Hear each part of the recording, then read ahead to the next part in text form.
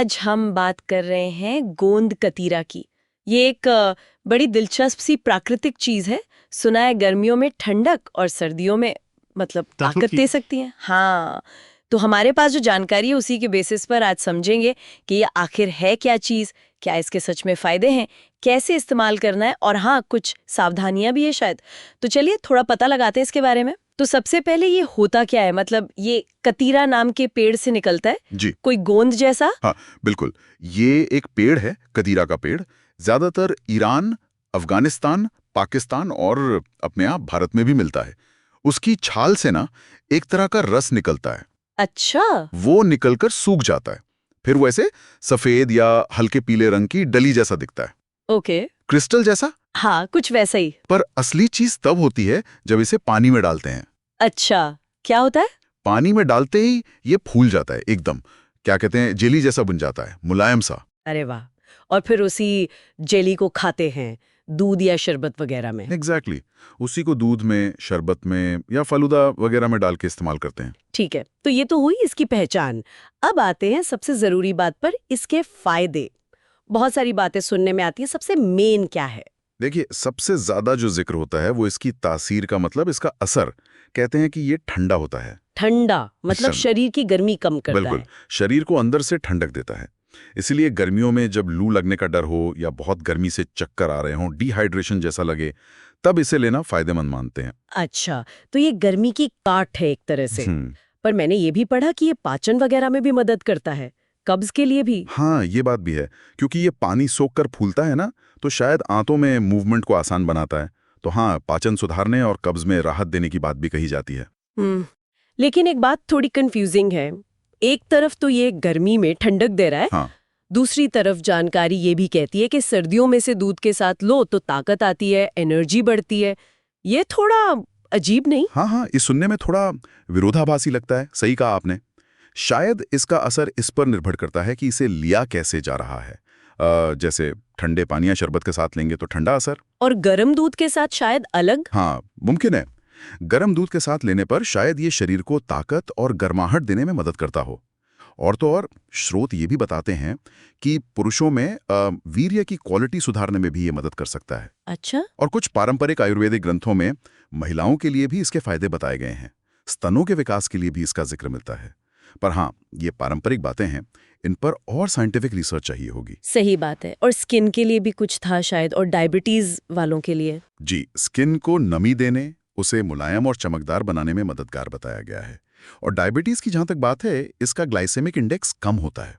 Glycaemic index कम मतलब ये sugar धीरे धीरे बढ़ाता है खून में? बिल्कुल, तो शुगर लेवल एकदम से नहीं बढ़ता, इसलिए डायबिटीज मैनेजमेंट में सहायक हो सकता है। लेकिन एक जरूरी बात, कि शक्कर न डालें। हाँ, डायबिटीज वाले लें तो बिना शक्कर के ही लें, ये बहुत जरूरी है। और वजन घटाने में भी मदद, शायद इसलिए कि पेट भरा भरा लगता है इसे खाकर। हाँ, ये भी एक पॉइंट है। ये फूलता है तो पेट भरा महसूस होता है, तो शायद भूख कम लगती है। और गर्भवती महिलाओं में कमजोरी कम करने का भी जिक्र है, लेकिन डॉक्टर से पूछना जरूरी है।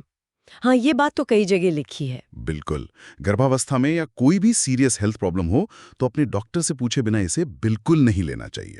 ये बहुत इंपॉर्टेंट है। एकदम सही। तो फिर इसे इस्तेमाल कैसे करना है, सही तरीका क्या है? तरीका तो काफी सीधा सा है। बस एक छोटा चम्मच, मतलब टीस्पून गोंद कतीरा रात को पानी में भिगो दें। 1 कटोरी पानी काफी होगा। ओके, रात भर। हाँ, सुबह तक वो अच्छे से फूलकर जेली बन गया होगा। फिर उस जेली को आप ठंडे दूध में मिला लें, या कोई शरबत बना रहे हैं तो उसमें डाल लें, फालूदे में डाल लें। और मीठे के लिए?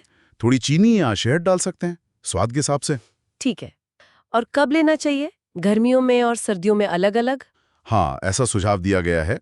गर्मियों में सुबह खाली पेट ले सकते हैं, या फिर दोपहर में जब गर्मी ज्यादा लगे तो ठंडे दूध या शरबत के साथ। और सर्दियों में अगर ताकत के लिए लेना है तो रात को सोने से पहले गर्म दूध के साथ। और मात्रा कितना लेना चाहिए? मात्रा का ध्यान रखना जरूरी है। रोज का बस 1 से 2 छोटे चम्मच ही, इससे ज्यादा नहीं। ज्यादा लेने से कुछ दिक्कत हो सकती है? हाँ, जानकारी के मुताबिक ज्यादा लेने से गैस बन सकती है या पेट थोड़ा अपसेट हो सकता है, तो कम ही लेना बेहतर है। अब आते हैं सावधानियों पर। कौन लोग हैं जिन्हें ये नहीं लेना चाहिए? देखिए, क्योंकि इसकी तासीर ठंडी मानी जाती है ना, हाँ। तो जिन लोगों को बहुत जल्दी सर्दी जुकाम लग जाता है हाँ।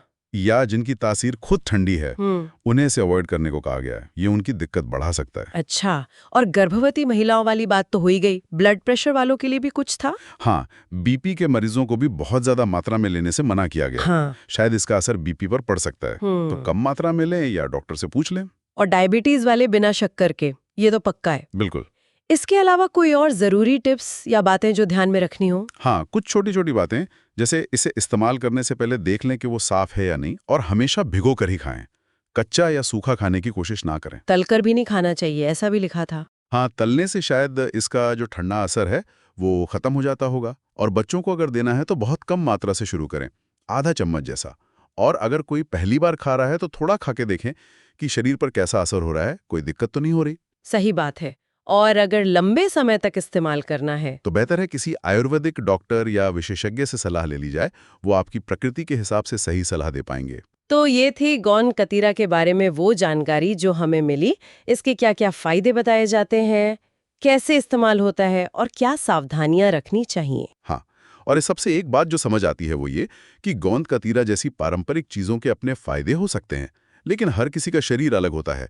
एक चीज जो एक के लिए फायदेमंद है, जरूरी नहीं कि दूसरे के लिए भी हो। बिल्कुल।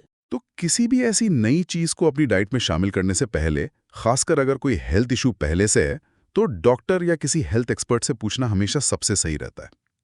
ये याद रखना जरूरी है कि ये घरेलू नुस्खे हैं, मेडिकल ट्रीटमेंट का विकल्प नहीं।